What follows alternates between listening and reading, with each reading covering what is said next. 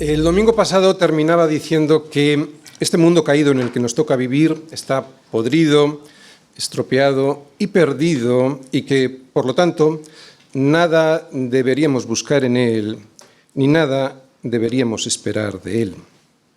Debemos, pues, construir nuestra vida sobre la tierra que Dios nos ha dado en Cristo Jesús. Y os animaba a que si había alguien en la iglesia que estaba en el mundo en ese momento, que si algún hijo de Dios estaba fundando su casa sobre la arena, que se levantase y que se pusiese a andar, porque no es ese el lugar de reposo, pues está corrompido, contaminado grandemente. Levantaos, pues, y poneos firmes, vistiendo la armadura de Dios, porque hay una batalla espiritual para conservar lo que Dios nos ha dado en Cristo Jesús. ¿Cuál es?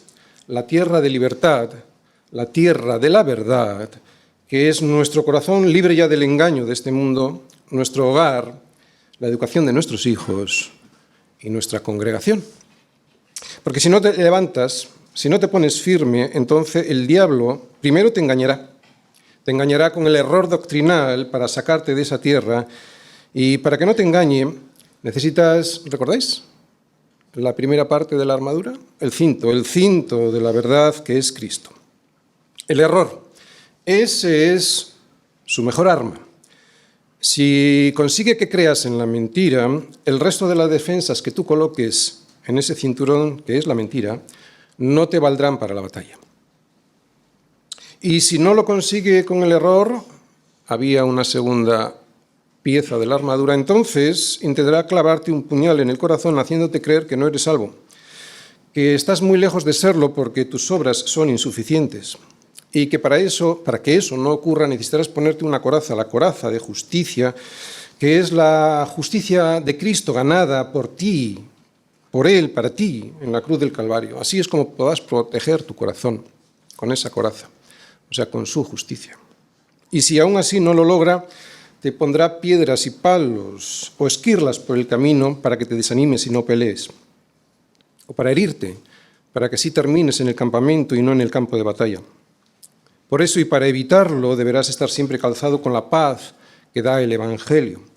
Un calzado que lleva el apresto, la preparación necesaria para poder pasar por cualquier camino en el que haya dificultades y así poder vencerlas. Este sería el resumen de las tres piezas de la armadura de Dios que hasta aquí hemos visto y que Él nos da para poder protegernos del enemigo en esta vida. Un enemigo que lo que más desea es que salgamos del territorio conquistado por Cristo para nosotros. Así pues, versículos 14 y 15. Estad, pues, firmes, ceñidos vuestros lomos con la verdad y vestidos con la coraza de justicia y calzados los pies con el apresto del Evangelio de la paz. Mientras vamos caminando por fe hacia la presencia de Dios en su monte santo. Y de la fe es de una de las cosas que hoy vamos a hablar porque es una de las piezas de esta armadura. Versículo 16. Sobre todo, tomad el escudo de la fe con que podáis apagar todos los dardos de fuego del maligno. Y es que un cristiano debe poner su vista más allá de lo que se ve. Más allá de lo que se ve. No mirando nosotros las cosas que se ven, sino las que no se ven, pues las cosas que se ven son temporales, pero las que no se ven son eternas. Es cierto que las cosas de este mundo son demasiado reales para nosotros y sin embargo las verdades celestiales no lo son tanto, o no nos lo parecen. Pero debemos hacerle caso a Dios y poner nuestra fe en Él y no en el diablo, que lo que nos hace es que pongamos nuestra vista en las cosas de este mundo como ídolos en los cuales poner nuestra fe. Es por la fe por lo que nosotros vivimos y es para fe por lo que nosotros caminamos. Es por fe que vivimos y es para fe por lo que caminamos. Pero no caminamos en cualquier tipo de fe, porque todo el mundo tiene fe en algo. Todo el mundo camina por fe en algo. Todo el mundo está dispuesto a tolerar un cristianismo inofensivo, un cristianismo donde no hay pecado ni juicio. Cuando nos dicen que nosotros creemos en Dios porque nos gustaría que eso fuese así, a los que nos acusan, se les olvida que a ellos también les gustaría que no existiese Dios para no tener que rendir cuentas de su vida. Pero no se trata de nuestros deseos, se trata de la verdad. No es cierto que todos rechacen escuchar acerca de Dios. Muchos desean oír acerca de Dios, pero no sobre el Dios de la Biblia. al apóstol Pablo le escucharon en Atenas. Vamos a verlo. Vamos a ir todos a Hechos 17, versículos del 16 al 34. Dice así: mientras Pablo los esperaba en Atenas, a Silas y Timoteo, su espíritu se enardecía viendo la ciudad entregada a la idolatría. Así que discutía en la sinagoga con los judíos y piadosos y en la plaza cada día con los que concurrían. Y algunos filósofos de los epicúreos y de los estoicos disputaban con él, y unos decían: ¿qué querrá decir este palabrero? Y otros: parece que es predicador de nuevos dioses, porque les predicaba el evangelio de Jesús y de la resurrección. Y tomándole le trajeron al Areópago, diciendo: ¿podremos saber qué es esta nueva enseñanza de que hablas? Pues traes a nuestros oídos cosas extrañas. Queremos, pues, saber qué quiere decir esto. Porque todos los atenienses y los extranjeros residentes allí en ninguna otra cosa se interesaban sino en decir y en oír algo nuevo. Entonces Pablo, puesto en pie en medio del Areópago, dijo: varones atenienses, en todo observo que sois muy religiosos, porque pasando y mirando vuestros santuarios, hallé también un altar en el cual estaba esta inscripción: al Dios no conocido. Al que vosotros adoráis, pues, sin conocerle, es a quien yo os anuncio. El Dios que hizo el mundo y todas las cosas que en él hay, siendo Señor del cielo y de la tierra, no habita en templos hechos por manos humanas, ni es honrado por manos de hombres como si necesitase de algo, pues Él es quien da vida a todos y aliento a todas las cosas. Y de una sangre ha hecho todo el linaje de los hombres para que habiten sobre la faz de la tierra, y les ha prefijado el orden de los tiempos y los límites de su habitación, para que busquen a Dios, sin alguna manera, palpando, puedan hallarle, aunque ciertamente no está lejos de cada uno de nosotros. Porque en él vivimos y nos movemos y somos, como algunos de vuestros propios poetas también han dicho, porque linaje suyo somos. Siendo pues linaje de Dios, no debemos pensar que la divinidad sea semejante a oro o plata o piedra, escultura de arte o de imaginación de hombres. Pero Dios, habiendo pasado por alto los tiempos de esta ignorancia, ahora manda a todos los hombres en todo lugar que se arrepientan, por cuanto ha establecido un día en el cual juzgará al mundo con justicia por aquel varón a quien designó, dando fe a todos con haberle levantado de los muertos. Pero cuando oyeron lo de la resurrección de los muertos, unos se burlaban y otros decían: ya te oiremos acerca de esto otra vez. Y así Pablo salió de en medio de ellos. Mas algunos creyeron, juntándose con él, entre los cuales estaba Dionisio, el areopagita, una mujer llamada Damaris, y otros con ellos. Acabamos de ver que todos en Atenas estaban deseosos de oír algo nuevo, hasta que Pablo les habló del pecado, de la resurrección y del juicio. Fue entonces cuando se les acabó la paciencia y ya no quisieron escuchar más. Pero es que es de lo que nos convence el Espíritu Santo, de pecado, de justicia y de juicio. Cualquiera estaría dispuesto a escuchar el Evangelio si esta buena noticia no saliera de una mala, que somos pecadores y que por eso habrá un juicio donde se nos declarará culpables. Pecadores, pecado, que se nos declarará culpables, juicio, y habrá un juicio. Pecado, justicia y juicio. La buena noticia que nos trae Jesús es que Él se lleva nuestra culpa y la clava en la cruz del Calvario. Pero la mala es que habrá un juicio condenatorio sobre todos aquellos que no puedan presentar una justicia ante Dios igual de justa que la que Cristo cumplió sobre la tierra. Si esto es así, ¿por qué casi nadie hace caso ni acepta este regalo inmenso que es la misma justicia de Cristo sobre la vida del hombre? Pues por la soberbia de creer que la fe que ellos tienen, que la tienen y que está puesta en ellos mismos y sobre sus buenas obras, pues que esas buenas obras, esa fe que ellos tienen en sus buenas obras, será suficiente para pasar el corte si es que lo hay. Si es que lo hay, dicen, porque en realidad no creen en el pecado, ni en el juicio, ni en el diablo que les engaña para que no crean en ese juicio.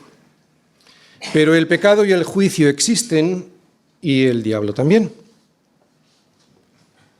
Todo el mundo está dispuesto a tolerar un cristianismo inofensivo, un cristianismo en donde no hay ni pecado, ni juicio, ni diablo contra el que luchar. Todo el mundo está dispuesto a tolerar un cristianismo en el que estamos como de vacaciones, pero no un cristianismo de lucha, de guerra contra Satanás.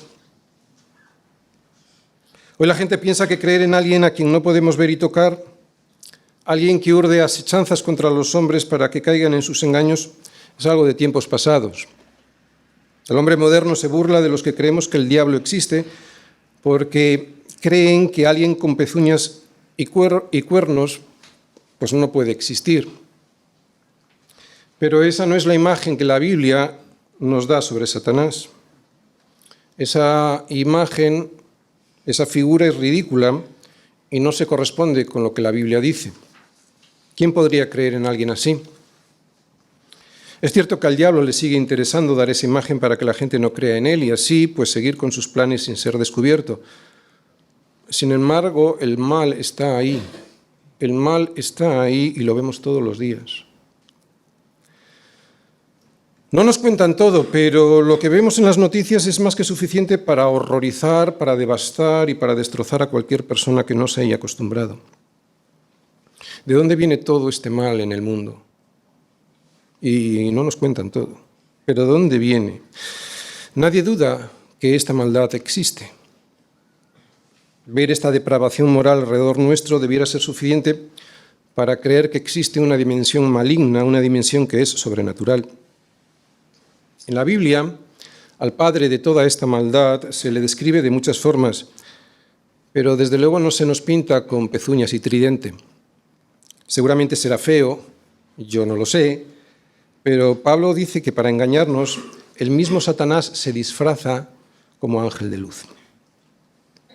Aunque no lo veamos, el Padre, el origen del mal, es tan real que Pablo nos previene de la siguiente manera. Porque no tenemos lucha contra sangre y carne, sino contra principados, contra potestades, contra los gobernadores de las tinieblas de este siglo, contra huestes espirituales de maldad en las regiones celestes. No somos inocentes, no lo somos. Y no lo somos porque, debido a nuestro pecado, el mal haya cabida en nosotros. Pero su paternidad viene de fuera y se llama Satanás. Por eso necesitamos a Cristo y no algo que se le parezca. Necesitamos a Cristo y ese es el motivo por el cual necesitamos la armadura de Dios. La armadura de Dios. Hoy vamos a ver el escudo y el yelmo, Efesios 6, versículos del 16 al 17. Por lo demás, hermanos míos, fortaleceos en el Señor y en el poder de su fuerza. ¿Y cómo puedo hacerlo? Pues vestíos de toda la armadura de Dios para que podáis estar firmes contra las asechanzas del diablo. Porque no tenemos lucha contra sangre y carne, sino contra principados, contra potestades, contra los gobernadores de las tinieblas de este siglo, contra huestes espirituales de maldad en las regiones celestes. Por tanto, tomad toda la armadura de Dios para que podáis resistir en el día malo y, habiendo acabado todo, estar firmes. Estad, pues, firmes, ceñidos vuestros lomos con la verdad y vestidos con la coraza de justicia, y calzados los pies con el apresto del evangelio de la paz. Sobre todo, tomad el escudo de la fe, con que podáis apagar todos los dardos de fuego del maligno, y tomad el yelmo de la salvación y la espada del Espíritu, que es la palabra de Dios. Y la mejor forma, la única forma de que esta armadura se pueda abrochar del todo bien es, versículo 18, orando en todo tiempo. Orando en todo tiempo, con toda oración y súplica en el Espíritu, y velando en ello con toda perseverancia y súplica por todos los santos. Todo el mundo está dispuesto a tolerar un cristianismo inofensivo, un cristianismo donde no hay pecado, ni juicio, ni diablo contra el que luchar. Todo el mundo está dispuesto a tolerar un cristianismo en el que estamos como de vacaciones, pero no un cristianismo de lucha, de guerra contra Satanás. Pero Pablo nos dice que estamos en guerra y por eso nos habla de una armadura para ponernos y así poder vencer en esta guerra. Pero también nos dice que no debemos ponernos esa armadura solo cuando estamos siendo probados y atacados. Vestirnos con la armadura de Dios cuando ya tenemos el fuego del enemigo encima, eso es una temeridad, es una imprudencia. Por eso Pablo nos dice que solo estando firmes, o sea, atentos, vigilantes, es como podremos vivir nuestra vida cristiana con las garantías necesarias para que el enemigo no recupere el terreno ganado ya por Cristo en la cruz del Calvario para nosotros y que es nuestra libertad. Ya hemos dicho que ese terreno ganado por Cristo y liberado por Él de la opresión y de la esclavitud del pecado, es donde yo construyo mi vida. Mi corazón, mi hogar, mi matrimonio, la educación de mis hijos, mi congregación. Ese es el territorio que Dios ha liberado del enemigo y que me ha regalado libre de la mentira de este mundo. Cristo y la verdad de su evangelio, ese es el territorio libre de enemigos que tenemos que defender de los ataques del diablo. En definitiva, nuestra lucha aquí comienza estando firmes en la verdad que es Cristo. Y lo veíamos en el versículo 14, que es la primera parte de la armadura, la primera pieza. Estad pues firmes, ceñidos vuestros lomos con la verdad. Aquí tenemos la primera pieza. Aquí tenemos la primera pieza de la armadura de Dios que nos tenemos que poner para poder permanecer firmes y seguros en esa tierra regalada por Dios para sus hijos. Así, ajustados con este cinturón de la verdad, podremos vivir libres de la mentira con la que el diablo, esa mentira, nos quiere llevar a la destrucción. Y estamos viendo que todas estas piezas de la armadura no son virtudes humanas, aunque estén inspiradas por la Biblia. No son virtudes humanas, sino que son Cristo mismo viviendo en mí y yo viviendo en Él.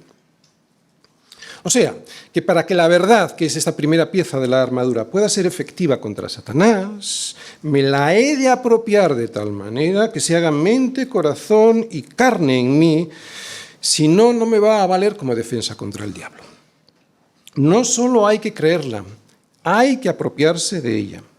No solo vale recitarla, hay que vivirla de tal manera que sea muy difícil hacer una distinción entre la verdad que proclama mi vida y la verdad que es Cristo. ¡Wow! ¡Wow! ¡Wow! Esto es lo que significan las palabras de Jesús: si permaneciereis en mi palabra, seréis verdaderamente mis discípulos y conoceréis la verdad, y la verdad os hará libres. Primera pieza. La segunda, tampoco la coraza es la virtud humana de hacer buenas obras, ni siquiera cuando esas buenas obras son las que Dios preparó de antemano para que anduviésemos en ellas. Es evidente, y nadie lo discute, que hay que hacer esas buenas obras que Dios preparó de antemano para que anduviésemos en ellas. Pero la coraza de justicia de la que habla Pablo, la que nos podrá proteger efectivamente el corazón y el resto de los órganos vitales, es la justicia de Cristo mismo cubriendo nuestro pecho y abdomen. Esta es la justicia de Cristo que nos ha sido imputada por fe por Dios mismo al creer en su vida, en su muerte y en su resurrección, la de su Hijo. Y lo mismo con la tercera parte de la armadura, que es el calzado del Evangelio de la Paz. No es la virtud humana de predicar las buenas nuevas lo que protege nuestros pies de caer heridos y por lo tanto inutilizados para seguir firmes en nuestro territorio. Es cierto que hay que compartir las buenas nuevas, pero lo que nos protege realmente nuestros pies de la guerra contra el diablo es apropiarnos de la paz que ya tenemos en Cristo para poder caminar con fuerza y seguridad por cualquier terreno por el que debamos andar.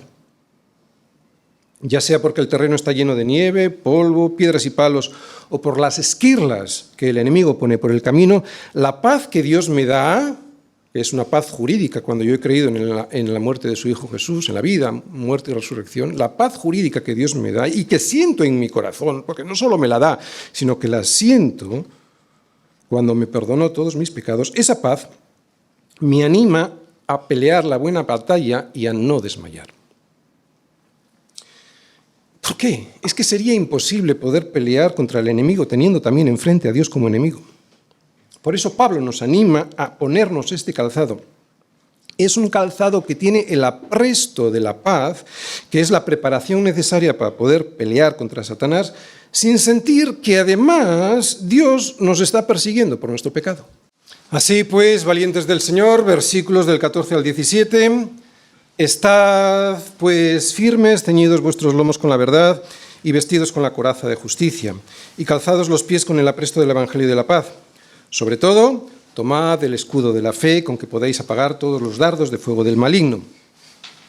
Y tomad el yelmo de la salvación y la espada del Espíritu, que es la palabra de Dios. Y aquí está el esquema, la estructura de la predicación de hoy. Es la siguiente. Primera parte, el escudo de la fe, versículo 16. Segunda parte, el yelmo de la salvación. La primera parte del versículo 17. Primera parte de la predicación, el escudo de la fe. Sobre todo, tomad el escudo de la fe con que podáis apagar todos los dardos de fuego del maligno. ¿Qué es la fe? Bien, toda la vida del creyente se caracteriza por la fe, porque en el Evangelio la justicia de Dios se revela por fe y para fe. Por fe y para fe, como está escrito, mas el justo por la fe vivirá. Toda la vida del creyente, cualquiera de sus ámbitos, está caracterizada por la fe en la justicia de Dios que es Cristo.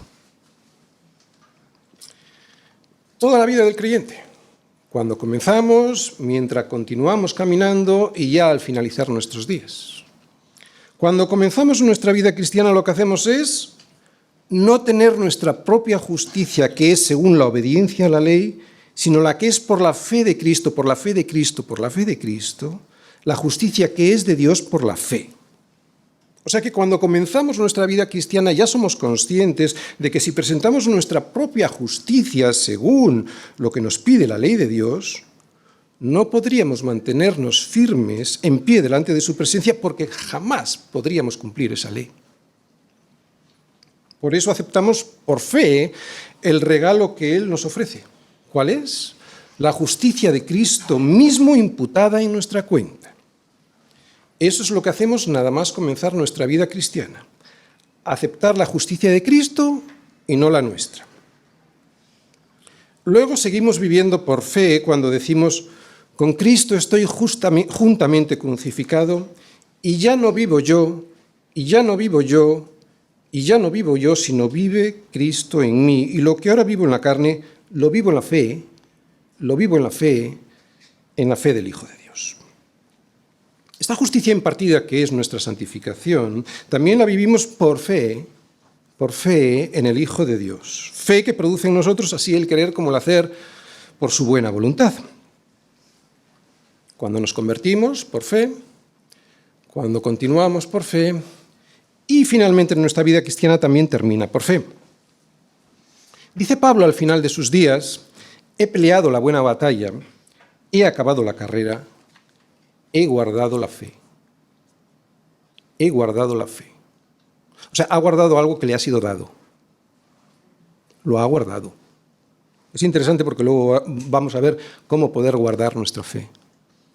Y he guardado la fe. Esta fe que guardamos hasta el final es la que también nos dará acceso a la santificación definitiva cuando el Señor Jesucristo transformará el cuerpo de la humillación nuestra para que sea semejante al cuerpo de la gloria suya. Todo esto que os he dicho es lo que significa el justo por la fe vivirá. Por eso esta fe no solo es la creencia de unas doctrinas bíblicas que podemos recitar y compartir, que lo es, sino que es una fe en algo mucho más profundo. Es la plena confianza en Dios y en sus promesas.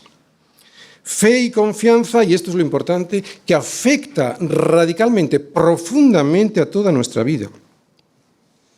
Esta fe que afecta radicalmente y profundamente a toda nuestra vida es el milagro de Dios que le da vida a nuestra vida aquí y que hará que podamos estar en su presencia allí.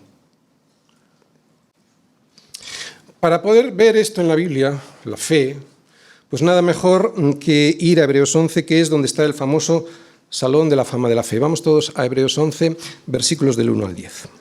Muy bien, dice así, es pues la fe, la certeza de lo que se espera, la convicción de lo que no se ve, porque por ella alcanzaron buen testimonio los antiguos.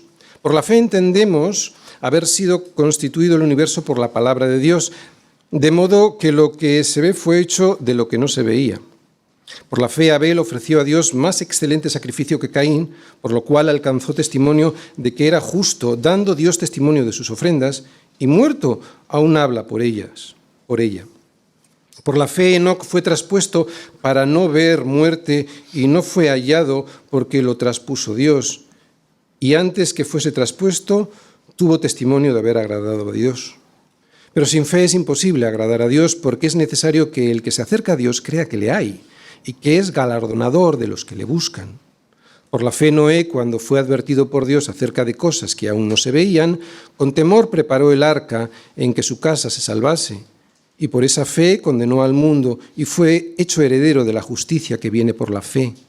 Por la fe Abraham, siendo llamado, obedeció para salir al lugar que había de recibir como herencia, y salió sin saber a dónde iba. Por la fe habitó como extranjero en la tierra prometida, como en tierra ajena, morando en tiendas con Isaac y Jacob, coherederos de la misma promesa, porque esperaba la ciudad que tiene fundamentos, cuyo arquitecto y constructor es Dios. No dejéis, vamos a seguir con el libro abierto en Hebreos 11. Acabamos de ver que la fe es estar seguros y convencidos de algo, creer en eso que estamos seguros y convencidos y esperar que algún día llegue eso de lo que estamos seguros y convencidos. Es una convicción tan firme, que incluso la fe nos hace ver lo que no se ve. Mirad lo que dice Hebreos 11 en el versículo 13. Dice, conforme a la fe murieron todos estos, sin haber recibido lo prometido, sino mirándolo de lejos. Lo veían, mirándolo de lejos, y creyéndolo y saludándolo. Y quiero que prestes atención a lo que dice ahí al final. Y confesando que eran extranjeros y peregrinos sobre la tierra. Confesando que eran extranjeros y peregrinos sobre la tierra. Qué interesante esta última confesión. Ellos confesaban que eran extranjeros y peregrinos sobre la tierra. ¿Puedes confesar tú que eres peregrino y extranjero sobre esta tierra? Porque la fe, si la ponemos en este mundo, si nuestra fe es la confianza en este mundo, si no somos peregrinos y extranjeros, no deja de ser una fe mentirosa que nos engaña. Es una especie de seguro de vida, un por si acaso Dios existe y dice lo que dice y es cierto, pero no es verdadera fe. Lo que leemos en Hebreos 11 nos puede ayudar a saber si nuestra fe es real o estamos engañados. Porque la fe que vemos en Hebreos 11 nos dice que la fe nos permite contemplar con nuestros corazones lo que todavía no podemos mirar con nuestros ojos. ¿Lo ves con tu corazón, lo que no ves con tus ojos? La fe de Hebreos 11 nos dice que ya podemos saborear anticipadamente lo que habrá de venir. Así pues, la fe, para que sea verdadera fe, tiene que estar puesta en la persona que promete y en el objeto prometido. Si nuestra fe no está puesta en la persona correcta y en el objeto correcto, de nada vale. La persona es Dios mismo revelado en su palabra y el objeto son las promesas que Dios nos hace y que se cumplen en Cristo. Otra vez, la persona es Dios y el objeto son las promesas que Dios nos hace en Cristo. No se trata de nosotros, no se trata de nuestra fe, ni siquiera se trata de cuánta fe tengamos. ¿Te imaginas que la cantidad de nuestra fe pudiera cambiar las promesas de Dios? La fe consiste en estar seguros en Dios y esperar lo que Él prometió. En Dios y esperar lo que Él prometió. Ni en otras cosas ni en otras personas. Esa es la fe. Por eso somos peregrinos y extranjeros en este mundo y no construimos nada aquí. Porque sabemos que nada aquí va a permanecer. Dice Pablo que Abraham no se debilitó en la fe, al considerar su cuerpo, que estaba ya como muerto, siendo de casi 100 años, o la esterilidad de la matriz de Sara. Era un hombre viejo y acabado, y cuando miraba a su esposa, lo que veía era lo mismo, una mujer vieja y estéril. Sin embargo, creyó en esperanza contra esperanza. Si Abraham y todos los héroes de la fe de Hebreos 11 pudieron poner su confianza en Dios, ¿cuánto más nosotros que ya hemos visto todo el poder de Dios y su fidelidad en nuestras vidas sacándonos de Egipto?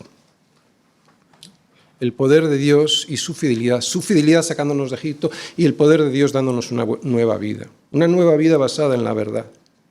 con dificultades, pero basada en la verdad. Ya no somos esclavos de la mentira. Nosotros conocemos mucho más que lo que conocía Abraham sobre la fidelidad de Dios y sobre su poder. Tenemos la vida, la muerte, la cruz, la vida, la cruz y la resurrección de Cristo para poder confiar sobradamente en nuestro Dios y en todas sus promesas para nuestra vida. ¿Te das cuenta? Pero atención, no te olvides que, al igual que los héroes que hemos visto en Hebreos 11, seguramente partirás de este mundo sin ver aquí el cumplimiento de todas ellas. Sin embargo, por la fe puedes empezar a vislumbrar ahora lo que Dios hará más adelante. La fe no es algo que puedas producir por ti mismo, porque la fe es un regalo de Dios para sus hijos. Lo que sí puedes hacer con la fe que ya tienes, y esto es muy interesante, lo que sí puedes hacer con la fe que ya tienes es protegerla y cuidarla para que crezca. Vamos a ver ahora cómo cuidar esta fe para poder luego levantarla como un escudo frente al enemigo, para que nos proteja. ¿De acuerdo? ¿Cómo cuidarla? Os voy a dar 4 ideas. Primera, para cuidar lo primero que tenemos que hacer es exponernos a la palabra de Dios. Todos lo sabemos, dice Romanos 10:17, que la fe es por el oír y el oír por la palabra de Dios. Por lo tanto, cuanto más te expongas a la palabra de Dios a través de la Biblia o escuchar sermones con sana doctrina, es más probable que veas que tu fe crece.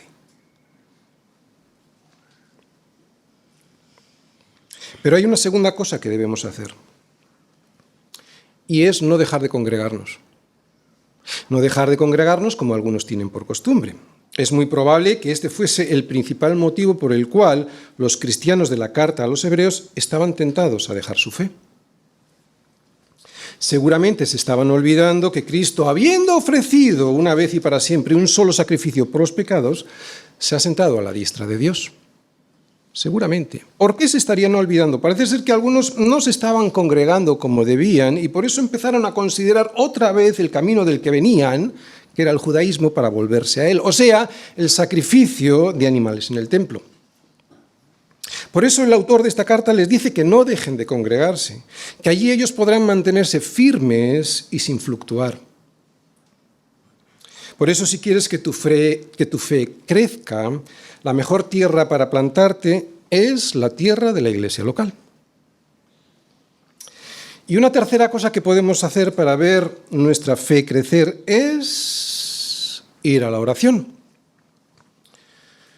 Cuando el padre del chico endemoniado lo presentó ante Jesús, Jesús le preguntó si podía creer, que al que cree todo le es posible.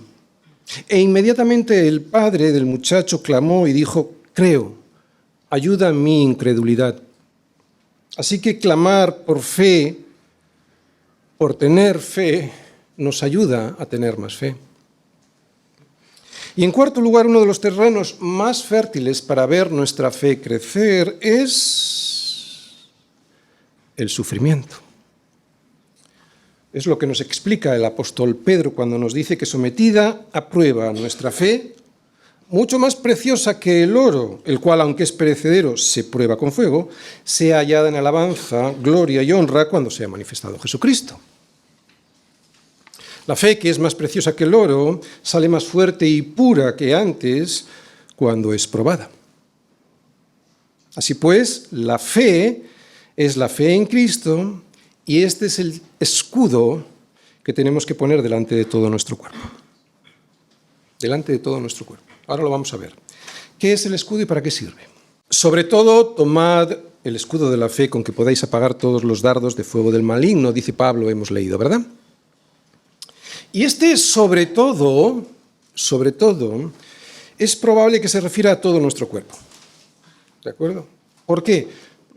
Francamente no creo que él haya querido realzar una pieza de la armadura sobre otra. Por lo tanto, es muy probable que sea sobre todo nuestro cuerpo, levantemos y ahora os voy a dar el argumento que creo que es definitivo, sobre todo nuestro cuerpo, como un escudo que protege todo nuestro ser. Mirad, los soldados romanos tenían 2 tipos de escudo. Uno pequeño y ligero y redondo que se usaba y lo habréis visto en las películas, en la lucha cuerpo a cuerpo.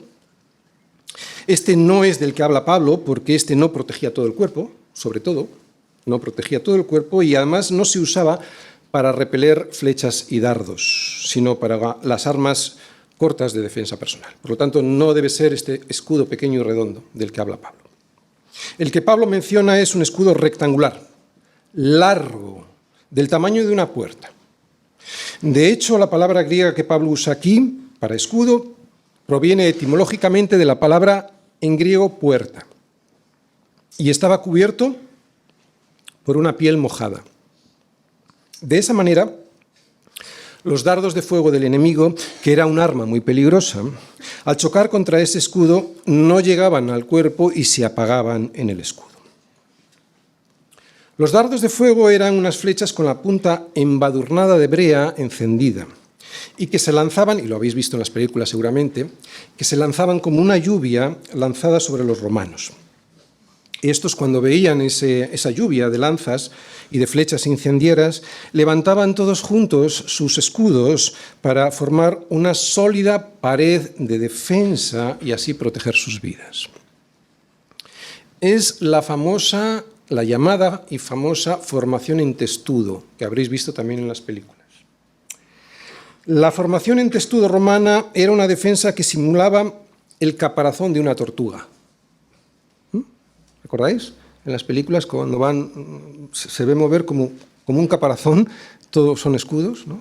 Y van dentro los hombres, a través de la cual era imposible que penetraran ni flechas, ni dardos de fuego, ni lanzas. Así que esta forma de usar el escudo también nos sugiere la idea de que el escudo no solo es una pieza individual para la defensa personal de nuestra tierra, sino que puede ser usado este escudo por toda la congregación para ayudarnos los unos a los otros frente a los ataques del diablo.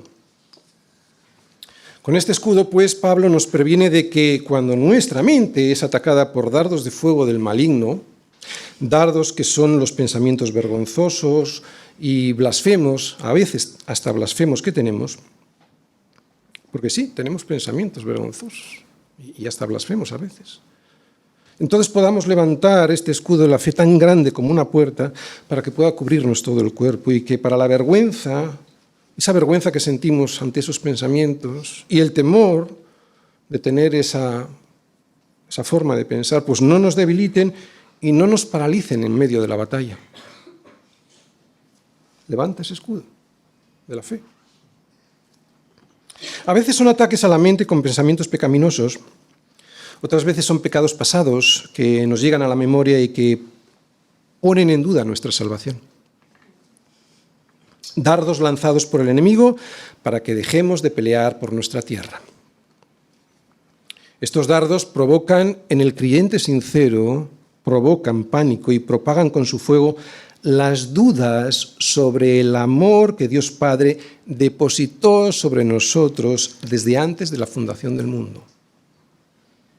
Desde antes de la fundación del mundo. Desde antes.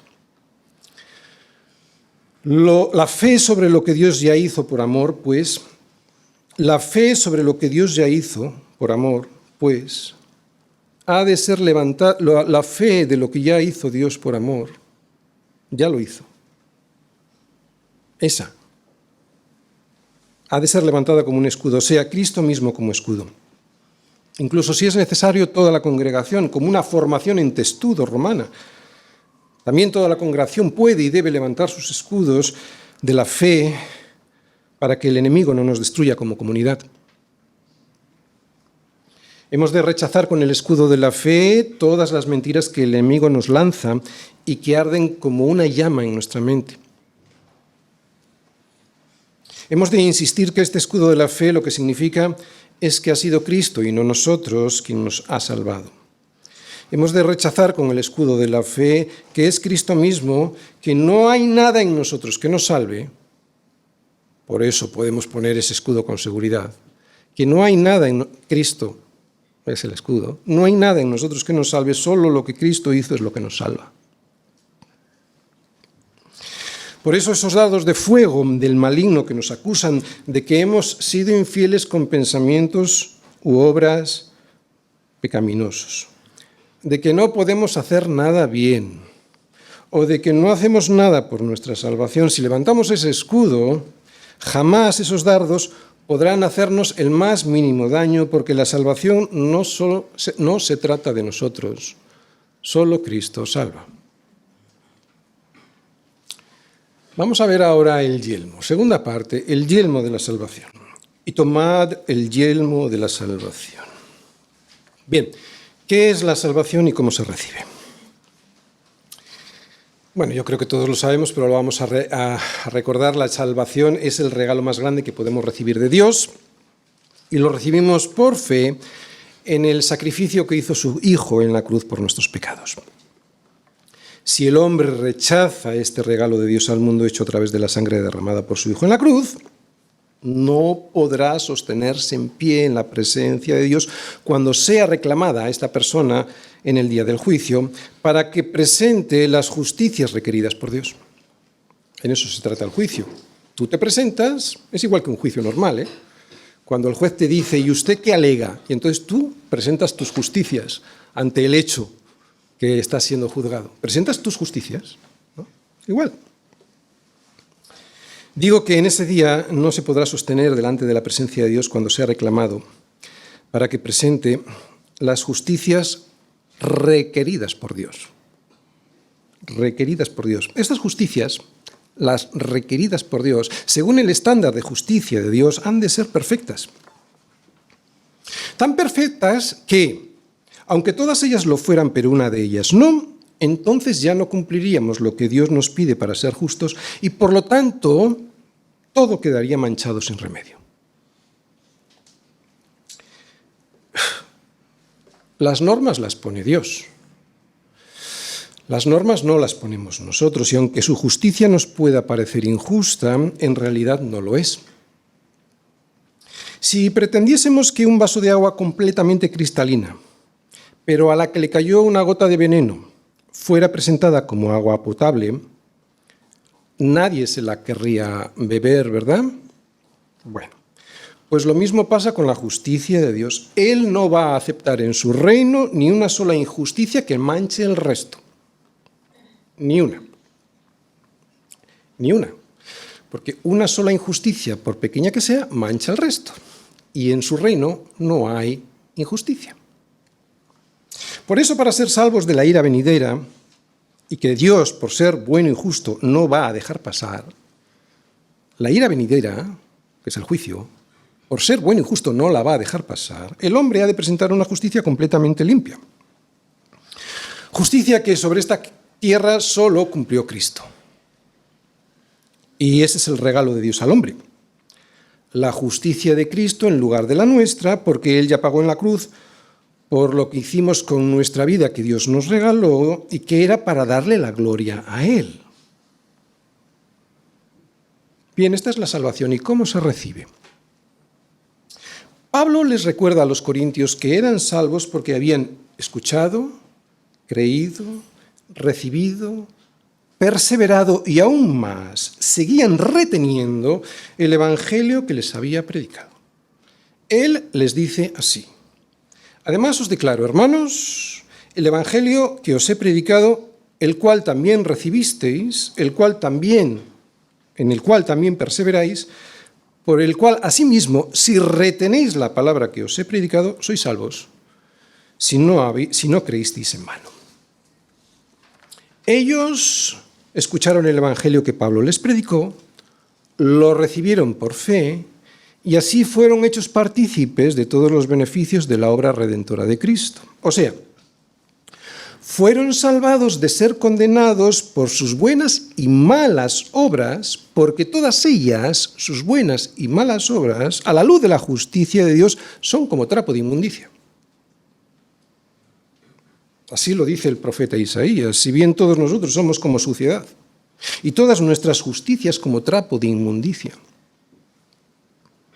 Pero el evangelio es poder de Dios para salvación a todo aquel que cree. ¿Y cómo puede ser esto? Pues porque a través de la proclamación del mensaje del evangelio, el Espíritu Santo produce en el corazón del pecador la convicción profunda de su pecado Y no solo la convicción profunda de su pecado, sino algo que también es importante, la imposibilidad de hacer nada por uno mismo para arreglarlo. Esto lo que provoca es que pongamos pues toda nuestra confianza en Cristo y en su sacrificio para el perdón de los pecados. Toda nuestra confianza en Cristo y no en nuestras obras, ni en nuestra bondad, ni en nuestra justicia. El ser humano caído desearía poder hacer algo por sí mismo para poder alimentar su propio ego, ¿no? Algo más difícil de entender que esto que es el Evangelio, yo que sé, una filosofía más difícil de entender, ¿no? O más difícil de hacer, algo más difícil de hacer que solo creer. Pero lo que Dios le pide al hombre es que acepte por fe la buena noticia del Evangelio. O sea, que reciba de todo corazón lo que Él nos ofrece en Cristo por pura gracia, que es el perdón de todos nuestros pecados y el don gratuito de la vida eterna. Y esto únicamente por medio de la fe en Él, en su Hijo. Pero resulta que esta buena noticia del Evangelio, en vez de ser recibida con gozo por el ser humano, lo que hace cuando llega al corazón de un hombre orgulloso es rechazarlo. El hecho de que sea Dios quien lo ha hecho todo para salvarnos, otra vez, fíjate tú, el hecho de que sea Dios quien ha hecho todo para salvarnos, resulta que es lo que más detesta la soberbia del hombre, por eso lo desprecia, este regalo. Y es que recibir este mensaje implica un reconocimiento de nuestra miseria espiritual, nuestro pecado y nuestra impotencia delante de Dios para arreglar ese pecado. El pecador prefiere una religión que le dé buenos consejos para que su vida vaya bien, antes que recibir por fe la misericordia del perdón que Dios nos dio por medio de la muerte de su Hijo en la cruz. Esto es la salvación. ¿Pero qué es el yelmo? ¿Qué es el yelmo y para qué sirve? El yelmo, que representa la salvación que Dios nos ha dado en Cristo, era el casco que protegía la cabeza del soldado, pues de las armas que el enemigo utilizaba, ¿no? Si a la cabeza le caía una flecha o la herían con una espada, pues evidentemente el soldado podía caer gravemente herido o incluso morir. Sabemos que la cabeza es una parte importante del ser humano y si un soldado es herido en la cabeza, pues difícilmente podrá continuar en la pelea. Eso si seguía vivo. Por eso es necesario el casco. Es necesario el casco, que era de metal, para proteger bien la cabeza de las armas del enemigo. El soldado de Jesucristo, pues, ha de ponerse el casco que representa la certeza de la salvación. Nosotros necesitamos estar todo el día firmes con este casco puesto. La salvación ya me fue dada, y además desde antes de la fundación del mundo, ya me fue dada en Cristo Jesús y nadie me la puede quitar. Por eso Pablo nos dice que te pongas la certeza de este casco, porque sin la certeza de este casco vas a andar todo el día herido, dando tumbos por ahí, sin poder pelear.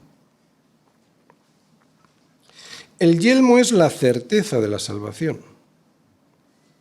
Un creyente con este casco puesto es un creyente seguro y firme para pelear. Puede que no sea un soldado muy diestro en la batalla, porque no todos los soldados lo son, pero sin duda será un soldado valiente y que no estará todo el día temeroso de que su Señor le ha retirado su favor. ¿Te imaginas en una batalla así? ¿Te imaginas? Un cristiano con el yelmo todo el día puesto y que por eso tiene la certeza de su salvación, qué importante, no teme a nada. Escuchará las órdenes de su capitán general para hacer las cosas bien y aunque caiga por heridas menores, se levantará y seguirá peleando porque sabe que su salvación está segura.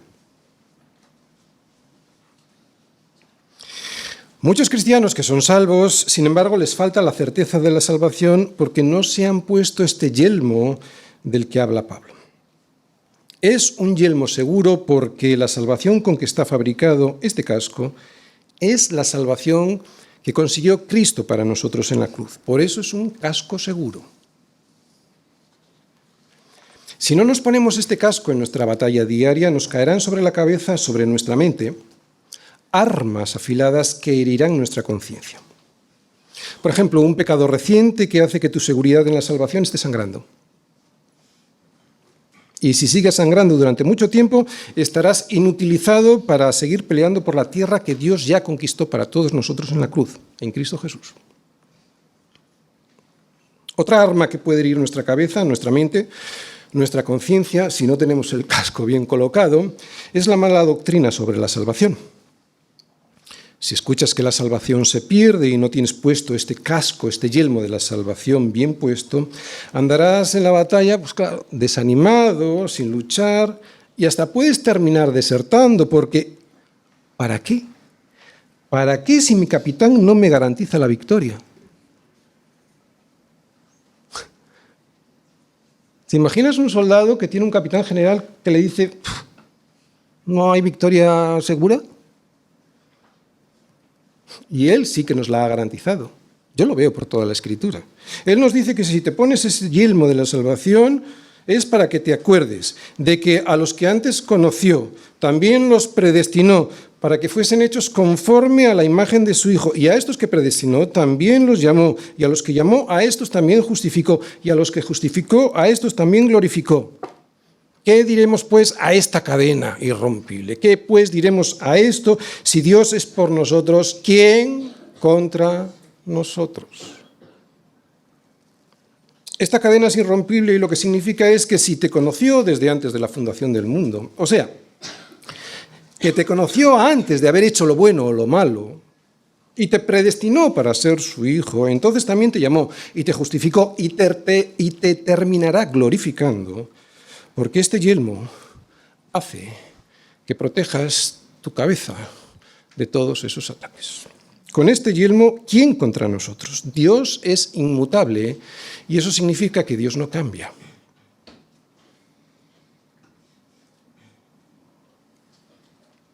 Ahora sí puedes pelear y ser fiel a tu Señor, porque ya no andas preocupado por lo más importante, que es tu salvación, porque estás segura en Cristo. Y te dedicas a proteger la tierra que Dios te ha dado para que estés firme sobre ella. Las batallas más cruentas, las más sangrientas, las más brutales y feroces que el diablo pelea contra nosotros, las lucha aquí, en nuestra mente. Por eso es importante tener la cabeza protegida contra sus ataques. Por eso es importante tener bien colocado el yelmo, este yelmo. Termino. El Evangelio humilla la soberbia humana y exalta únicamente la gracia de Dios en Cristo. Nadie será salvado si primero no ha sido humillado. Pero si tú te has humillado, o sea, si has reconocido tu miseria espiritual delante de Dios y has llorado por ella, por esa miseria, entonces ya has sido consolado con la salvación derramada por Dios Padre a través de la obra de Dios Hijo, de su Hijo, de Dios Hijo, y que ha sido sellada en tu corazón por Dios Espíritu Santo. Qué bueno es ser humillado. Es todo lo contrario a lo del mundo, ¿verdad? Pero qué bueno es ser humillado en nuestra soberbia. Cuanto más humillado esté un hombre delante de Dios, más consuelo recibirá. ¿Sabes por qué? Porque más preparado estará ese corazón para recibir el consuelo. No hay mejor clamor que el que surge desde abajo, ¿no? Salmo 121, de abajo de la montaña, y mirando hacia los montes y preguntándose, ¿de dónde vendrá mi socorro? ¿De dónde? Para poder así escuchar que mi socorro viene del Señor, que hizo los cielos y la tierra. Esta salvación, que es segura para aquel que ha sido humillado, que se ha humillado a sí mismo, hay que protegerla contra los ataques del diablo que pretenden hacernos dudar de que no nos la merecemos. Y claro, Claro que no la merecemos, pero el diablo ya ha perdido porque lo que no nos merecíamos ya nos ha sido dado y entregado por gracia en Cristo. Y contra eso el diablo no puede hacer nada más que sembrar dudas en tu mente. Nada más. Nada más.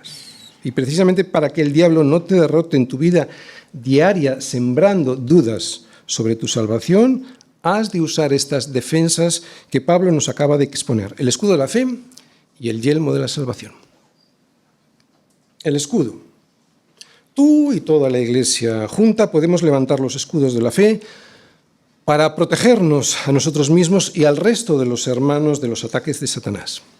¿Cómo lo podemos hacer como Iglesia? Pues orando todos juntos unos por otros y diciendo a tu hermano el poder que tiene el Evangelio, que es para salvación a todo aquel que cree. O sea, recordándole que fue Cristo quien nos salvó, no nosotros. Ese escudo.